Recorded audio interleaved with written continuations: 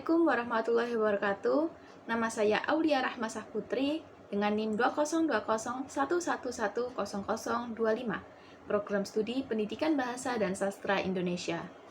Di sini saya akan membahas tentang unsur cerpen, yaitu dibagi menjadi dua, unsur intrinsik dan ekstrinsik. Cerpen yang akan dibahas adalah Rembulan di Mata Ibu, ciptaan Asma Nadia. Cerpen Rembulan di Mata Ibu menceritakan tentang kisah seorang gadis yang bernama Diah. Gadis tersebut berasal dari desa dan memiliki 3 orang kakak perempuan. Akan tetapi, dia selalu merasa bahwa ibunya sangat membencinya dan membuat kesabaran Diah perlahan mulai habis. Hal tersebut dikarenakan ibunya tidak suka Diah membaca buku, mengikuti acara desa, atau mengikuti acara lainnya yang dianggap tidak bermanfaat. Ibunya lebih memilih dia untuk menjadi wanita rumahan, seperti pandai memasak atau pekerjaan rumah lainnya. Sementara 3 orang kakaknya ini menuruti kemauan si ibu, namun tidak dengan dia. Dia menentang kemauan si ibu. Ia ingin kehidupannya lebih sukses dan bisa meneruskan pendidikan di jenjang selanjutnya. Dia memutuskan untuk pergi merantau ke kota, meninggalkan keluarga dan kampung halamannya. Dan tentu hal itu tak disetujui oleh sang ibu, karena ibunya berpikir bahwa setinggi-tingginya seorang wanita dalam karir tentu akan tetap bekerja di dapur. Dan hal itu tentu tak digubris sedikit pun oleh dia. Ia tetap melangsungkan niatnya tersebut dan berhasil menjadi orang yang sukses. Namun, itu tak membuatnya menjadi orang yang sombong. Justru dalam keadaannya seperti ini, ia semakin merindukan bahkan menyayangi ibu dan keluarganya. Dan akhir cerita dia tahu bahwa selama ini ibunya selalu berlaku demikian hanya untuk membuatnya menjadi gadis yang tangguh. Ibunya tak ingin dia menjadi gadis desa yang bodoh seperti ibunya. Berikut unsur intrinsik pada cerpen Rembulan di Mata Ibu. Yang pertama yaitu tema. Temanya yakni kasih sayang seorang ibu. Yang kedua alur. Terdapat alur campuran yakni alur maju dan mundur. Yang dapat diuraikan sebagai berikut. Yang pertama, dia mendapat pesan dari Mbak Sri bahwa ibunya sedang sakit. Ini termasuk alur maju. Selanjutnya, saat itu dia mengingat masa lalu melihat ibunya berjalan memberi ternak di padang rumput. Tak hanya itu, dia juga mengingat perkataan pedas, cacian dari mulut ibunya. Ini termasuk alur mundur. Saat dia melamun, membayangkan kehidupannya dulu, ia disadarkan oleh temannya yang bernama Laili. Dan dia menceritakan bahwa ibunya sedang sakit. Dan saat itu juga, Laili menawarkan dirinya untuk memesan tiket kereta api untuk dia. Ini termasuk alur maju. Sesampainya di kampung halaman, dia mengingat kembali kejadian dahulu yang pernah ia alami. Itu termasuk alur mundur. Lalu Mbak Sri mengembalikan dia dari kenangan masa lalu. Dia menghampiri ibunya yang tampak begitu tua dan lemah tak berdaya seperti dulu. Termasuk alur maju. Selanjutnya tokoh, yakni tokoh utama yaitu Diah dan ibu. Selanjutnya tokoh bawahan ada Laili, Mbak Sri, Mbak Ningsi, dan Mbak Rahayu. Selanjutnya penokohan. Yang pertama Diah, yaitu memiliki sifat sabar yang didukung dengan kalimat tak kuhiraukan kalimat ibu. Seperti biasa, aku selalu berusaha menahan diri. Selanjutnya, lelah dan pasrah.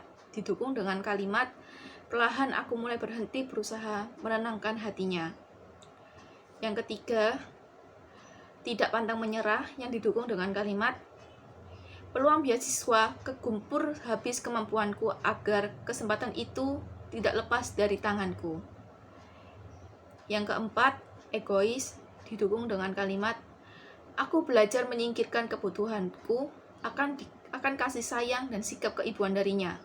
Aku belajar dan aku melupakan ibuku. Yang kelima yaitu lancang, didukung dengan kalimat, Kutatap mata ibu dengan sikap menantang. Suaraku bergetar saat berkata-kata padanya. Yang keenam, yakni sifat kurang ajar, didukung dengan kalimat, "Karena ibu picik, itu sebabnya." Selanjutnya, tokoh ibu. Yang pertama, pekerja keras, didukung dengan kalimat, "Ibu bahkan tak pernah kelihatan lelah di malam hari." Saat semua aktivitas seharian yang menguras kekuatan fisiknya berlalu, ibu kelihatan sangat kuat. Yang ketiga, ucapannya pedas, didukung dengan kalimat, "Beginilah jadinya kalau anak perempuan cuma bisa belajar. Tak tahu bagaimana memasak. Siapa yang mau menikahimu nanti kalau begini dia? Kau tak akan berhasil dia. Tak usah capek-capek. Wanita akan kembali ke dapur, apapun kedudukannya." Yang ketiga, yaitu penyayang, didukung dengan kalimat, "Jangan salahkan mbakmu dia. Foto-foto itu ibu maksa meminta, kadang ibu pandang jika ibu kangen kamu." Selanjutnya ada Laili, yaitu yang pertama pengertian, didukung dengan kalimat, "Kamu harus pulang secepatnya, Di. Biar aku yang memesankan tiket kereta. Jangan lupa bawa oleh-oleh untuk ibumu ya." Selanjutnya, yang kedua ada bijak dan berhati-hati, didukung dengan kalimat, "Mencintai adalah naluri yang muncul otomatis saat seseorang menjadi seorang ibu dia. Itu karunia Allah yang diberikan kepada setiap ibu. Rasa kasih, mengayomi, dan melindungi." Selanjutnya ada Mbak Sri, yaitu bijak, didukung dengan kalimat, "Sebetulnya ibu sangat kangen padamu dia, tapi ibu lebih mementingkan kuliahmu." Selanjutnya ada Mbak Ningsih, yaitu pengertian, didukung dengan kalimat, "Ibu tak ingin mengganggu kuliahmu dia." Selanjutnya ada Mbak Rahayu, yaitu bijaksana, didukung dengan kalimat, "Ibu sering bertanya kepada kami, berkali-kali malah, sudah tahun keberapa kuliah dia." Selanjutnya ada latar tempat, yaitu yang pertama, padang rumput, didukung dengan kalimat, "Baru kemarin aku masih melihatnya berjalan memberi makan ternak-ternak kami sendirian melalui padang rumput yang luas." Yang kedua ada kos-kosan, didukung dengan kalimat, "Dia dan Laili sudah tinggal satu kos selama hampir 5 tahun." Yang ketiga ada kamar, didukung dengan kalimat, "Ku banting pintu kamar, mengurung diri semalaman, dan ku buka pintu kamar ibu." Yang keempat ada beranda rumah, yakni, "Bersama-sama kami menghabiskan waktu yang tak pernah terlupakan di beranda rumah kami." Selanjutnya ada latar waktu, yakni malam hari dan senja. Sudut pandang pada cerpen ini yaitu menggunakan sudut pandang ketiga, karena pengarang menceritakan kehidupan sosok anak perempuan yang bernama Dia. Amanat pada cerpen ini, yang pertama, sekeras-kerasnya orang tua, jangan pernah kita membencinya, apalagi ibu, karena ia telah melahirkan kita dan mendidik kita dari sejak kecil. Orang tua mendidik anaknya dengan keras tentu memiliki maksud dan tujuan yang baik. Yang kedua, yaitu jangan pernah berkata kasar ataupun membentak orang tua.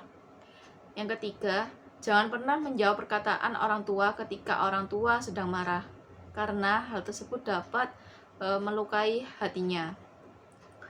Gaya bahasa dalam cerpen ini, yaitu pada cerpen ini menggunakan dialek bahasa Jawa, didukung dengan kalimat, "Kamu kelihatan kurusan, Nduk." Kata "nduk" pada kalimat tersebut dalam bahasa Jawa yang artinya anak perempuan. Unsur ekstrinsik pada cerpen Rembulan di Mata Ibu, yaitu penulis menciptakan cerpen ini tentu bertujuan untuk mengingatkan kepada semua orang bahwa seorang wanita tugasnya tidak hanya memasak, manak, dan macak. Wanita juga dapat menuntut ilmu setinggi mungkin dan menggapai cita-citanya. Sekian dari saya. Wassalamualaikum warahmatullahi wabarakatuh.